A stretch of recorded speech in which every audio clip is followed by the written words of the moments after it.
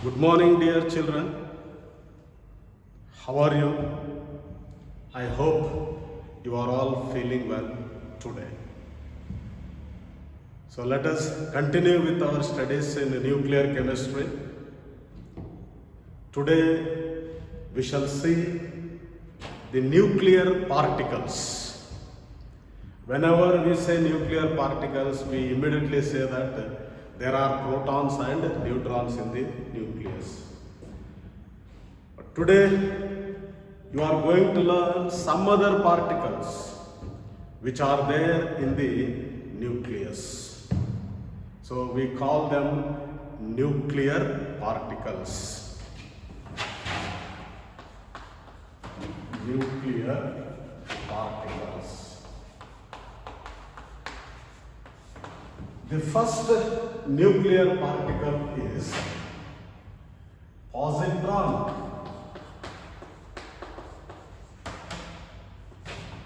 It is represented by E plus 1, 0. So, having electron, in other words, it is positron having the charge plus 1 and mass number is 0. Its actual mass is, though I have written it as 0, its actual mass is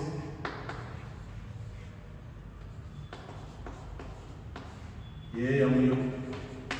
So 0.005436 AMU. So it is the actual mass of the positron, right?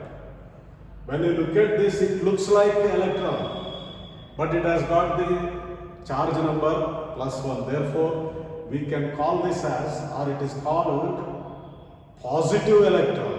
It is called positive electron. So this positron is detected by Madame Curie and her husband Frederick Joliot in 1935. How? They bombarded this aluminium 1327 with helium nucleus. When it is bombarded with the helium nucleus, phosphorus 1530 is obtained, then a neutron is produced. Is it okay? Then this phosphorus 1530 being radioactive, it disintegrates to give silicon 1430 plus positron having the charge plus 1 and mass number 0. So are you following this? Madame Curie and her husband, they did this experiment. When they bombarded this aluminium 1327 with helium nucleus or helium particle, it has given this phosphorus 1530, produced a neutron there. Phosphorus 1530 being radioactive disintegrates or decays to give this silicon 1430 plus a positron is produced. So this is the first nuclear particle. It is called positron. The second nuclear particle is neutrino. Neutrino, it is represented like this. It is having the charge number 0, mass number also 0. But the actual mass of this neutrino is 0.002 AMU, 0.00002 AMU. So its actual mass is that. So it is second particle, nuclear particle is neutrino. Now this neutrino is produced when neutron disintegrates to give a proton and an electron plus neutrino is produced. Is it okay? When neutron disintegrates or decays, it gives a proton plus electron plus, and the required particle is neutrino.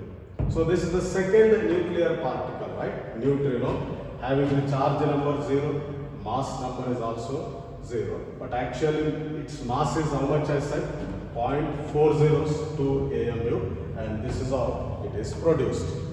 Then the third nuclear particle is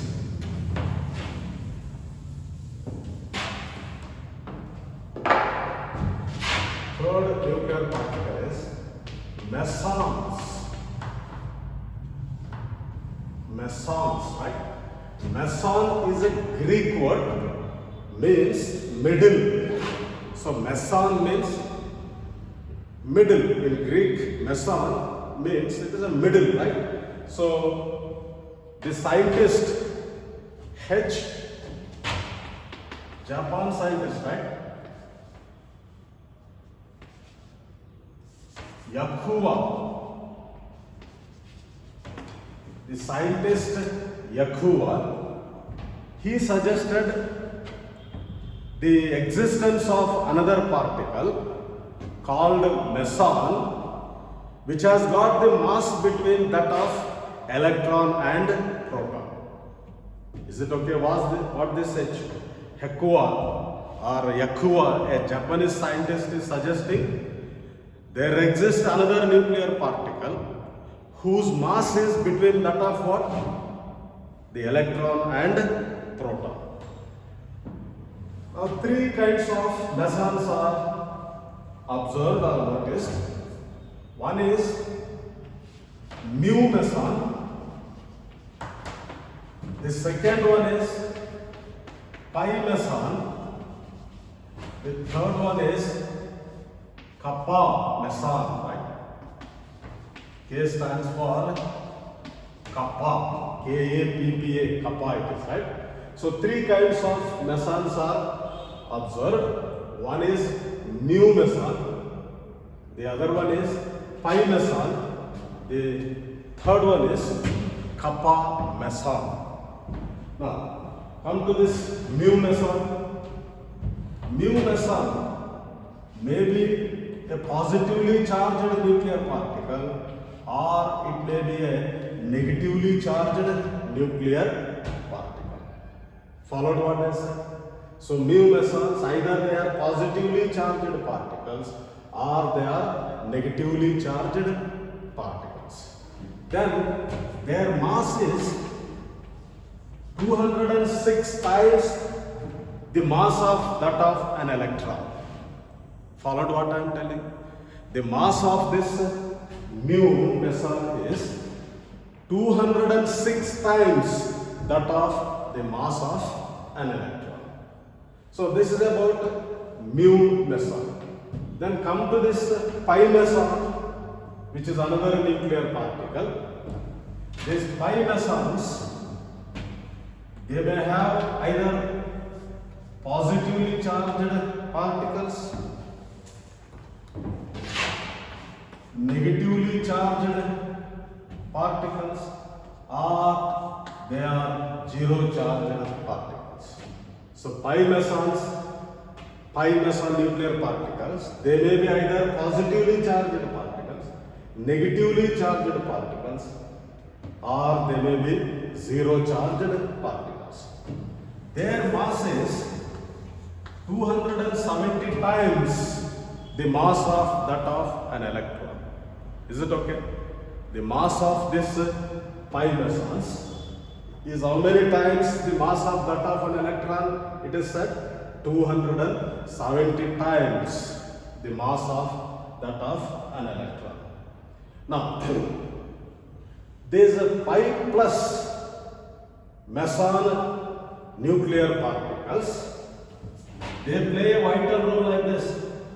Whenever the proton is changing into the neutron, when there is an exchange between the proton and the neutron, pi plus mesons, they hold them together. They hold these protons and neutrons. When the protons are exchanging to the neutrons, they are held together. There is an attractive force because of this presence of pi plus mesons. Similarly, when the neutrons are exchanging into protons, they are held together by means of negatively charged mesons. Negatively charged mesons, right? So whenever the neutrons are getting converted into the protons, when there is an exchange of equilibrium between these neutrons and protons, they are attracted by means of what? They are held together by means of this pi minus mesons. Then we know very well in the nucleus, protons are there, neutrons are there. So protons and neutrons. So between proton and proton, there will be an attractive force. In other words, they are held by the means of this pi zero mesons. So protons are held together, or there is an attraction between them because of the presence of this pi zero mesons. Then similarly, the neutrons are held together in the nucleus. That means there will be an attraction between them. It is once again because of what? The presence of pi zero mesons. Is it okay? So these are the pi mesons. Then the third one is kappa mesons. Their mass is, okay, first they are either positively charged particles, negatively charged particles, or they are zero charged particles. Their mass is 970 times that of the mass of the electron. Is it right? And these kappa mesons are under study. They are noticed in radiation experiments. Is it okay? So we learned so far 3 nuclear particles. One is positron, the second one is neutrino, the third one is what? Mesons. Then the fourth one is quarks. The fourth nuclear particle is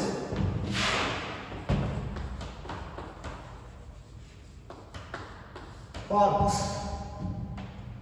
See, the electrons, positrons and neutrino, they are called as the fundamental particles. They are called as fundamental particles because their existence is on their own, right? They are not obtained from anything. They are there and they cannot be converted into anything. Therefore, we say they are fundamental particles and they are very smaller in size, and these are called as leptons. Is it okay? So all the nuclear particles that we studied so far divided into 2 categories. In other words, one is leptons, the other one is hardons. So what are leptons? They are smaller in size, they are fundamental particles. Examples: electrons, positrons and neutrino. Then what are hardons? So they are larger in size. Their size is 1 into 10 raised to -5, a huge size it is. Examples: neutrons, protons and mesons also. So they are larger in size. So they are called as what? Hardons. Is it okay? Now these hardons are made up of other nuclear particles called as quarks or antiquarks. Is it okay? The hardons, for example, neutrons and protons, they are they are made up of other nuclear particles called quarks or anti-quarks. For example, neutron has got three quarks, whereas the proton has got two quarks and one anti-quark. Is it okay? And remember here, quarks are not yet fully studied, and it is said whatever is the matter that is made up of, it is made up of quarks, it is said. So take matter, it is made up of what it says, quarks. Is it right? So these are the four nuclear particles, right? So having studied this nuclear particles, now we shall see nuclear reactions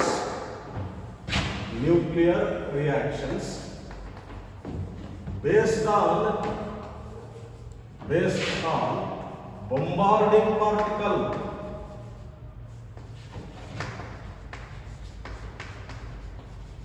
In other words, based on the projectile. Don't confuse yourself with the types of nuclear reactions we studied. We studied two types of nuclear reactions. One is nuclear fission, the other one is nuclear fusion. But here we are studying nuclear reactions based on what? Bombarding particle, or based on the projectile that we used. There are three, let us see step by step what they are. First, alpha induced nuclear reactions. What does it mean? We use alpha particle as the bombarding particle. We use alpha particle as a projectile. For example, let me write beryllium having the charge number 4 and mass number 9. When it is bombarded with helium nucleus, it gives carbon 6, 12 and neutron. Observe this. So when beryllium 49 is bombarded with alpha particle, we get what here? The another nuclear particle, that is neutron. So such type of reactions are called alpha N type. Is it okay? So in the examination, explain alpha N type nuclear reaction basis. So what does it mean? Alpha particle is used as the projectile bombarding particle and neutron is produced in the reaction.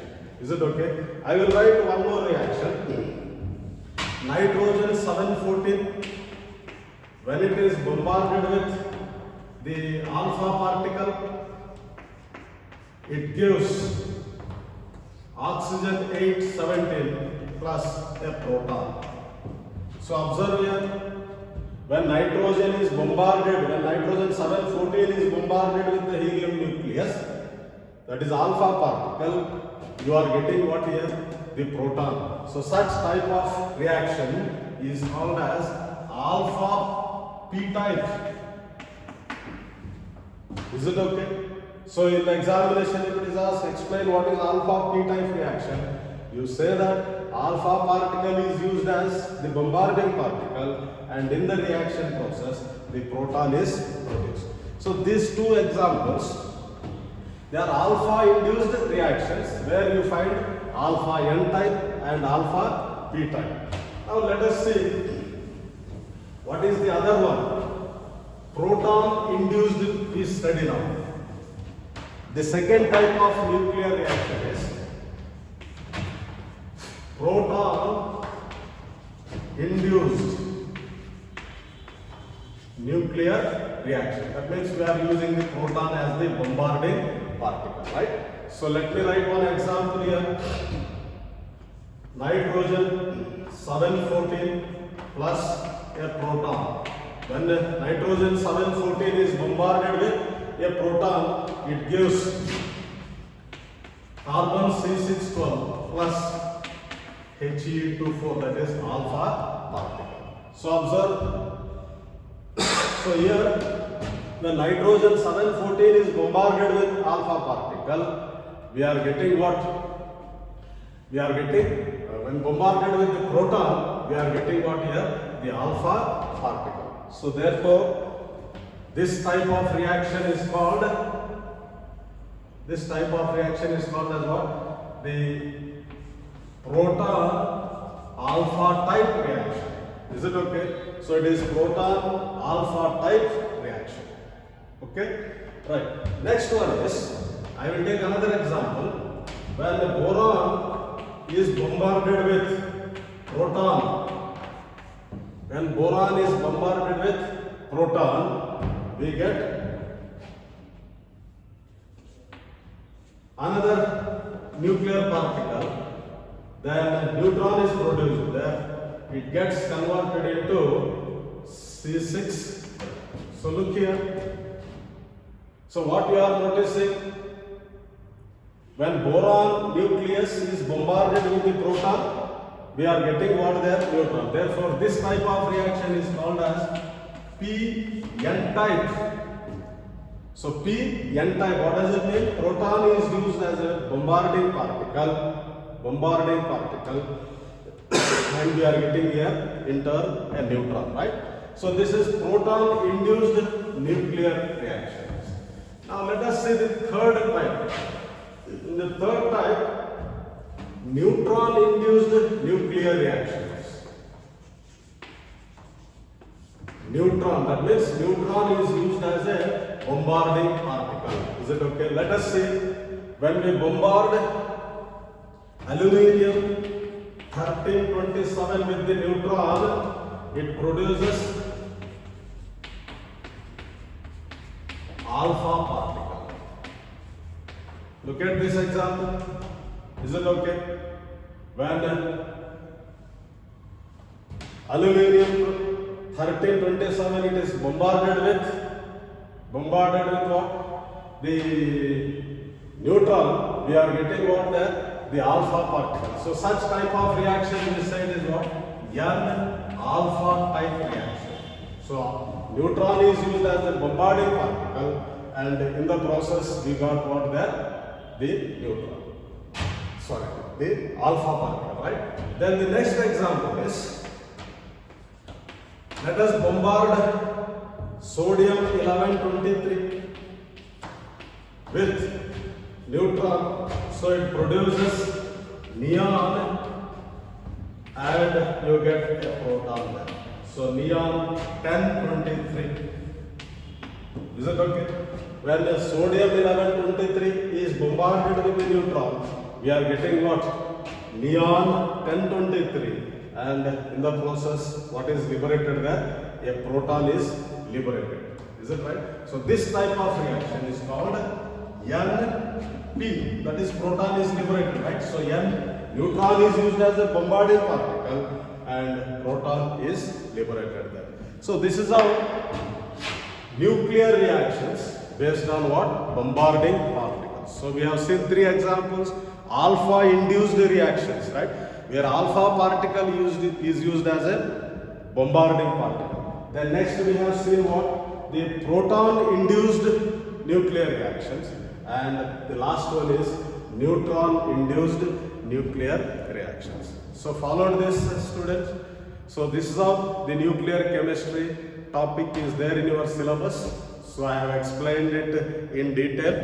Then if at all any further explanation you require, you can contact me or refer more textbooks about this nuclear chemistry. So we shall meet in the next class with a new topic. Till then, have a nice day. Take care of yourself. Thank you.